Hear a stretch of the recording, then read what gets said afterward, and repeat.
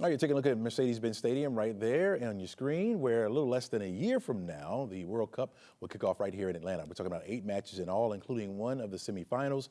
Next year's World Cup is expected to be a big win for the city of Atlanta, with tens of thousands of tourists coming right here into town. That's putting pressure on city leaders to finally figure out how to enforce rules around 10,000 or so short-term rentals.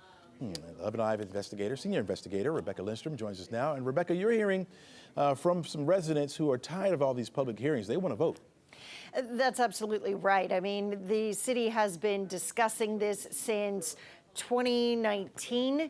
I mean, so we're talking about 6 years, and they have put out, like in 2019, they passed the rules on party houses. Then in 2022, the city did pass rules around some of the requirements, the enforcement of it, but then just within days of that enforcement supposedly supposed to go into effect, the city said, no, we're not going to do that. There were some threats of lawsuits, and so they kind of left the laws in the books, but they openly admitted that they were not going to enforce them. And since then, there's just been more short-term rentals, and a lot of residents and even the business owners are like, we don't know what the rules are. So what are the rules that are not being enforced? Right now, so the rules that exist on the books that are not being enforced, you have to be an Atlanta resident to operate what they would call actually an STR, short-term rental, STR. You can only have 2 of them in the city, and you have to pay an annual license as well as make sure that taxes are being paid on the property, sort of like the hotel tax. So that kind of levels the playing field with the hotels. But again, residents are like, what are you doing for us? Now you're collecting the tax money, but you're not doing anything to protect the residents who are being impacted by this. Right. Is there any plan that the city seems to be leaning toward now? Not really. I mean, that's been kind of the frustration because they have been having a lot of public hearings since 2022.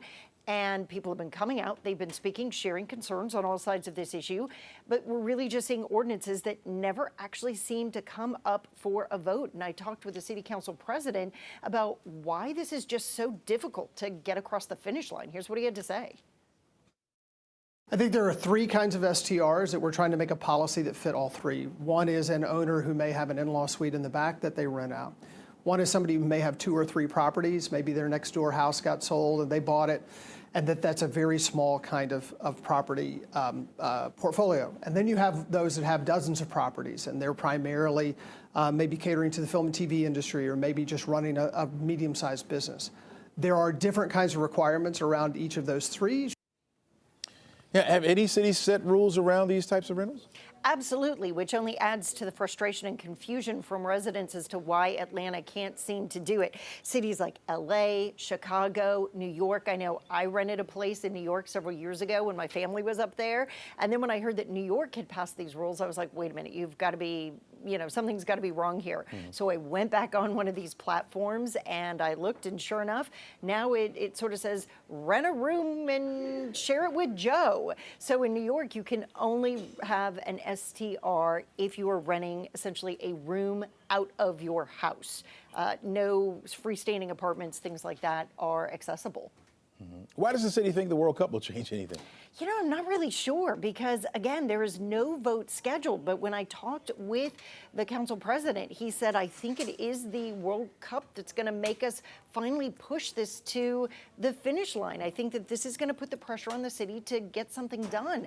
But quite frankly, even if they were to pass a vote or have a vote now and pass rules, I'm not quite sure what impact it would have, because businesses have been pretty insistent that you need to grandfather in all of the existing ones. And I can tell you, Airbnb already advertising and families already booking for that big event here in Atlanta. Yeah, it's going to be really a real big event. We're going to stay on top of this. We'll get the latest from you as we go along, of course.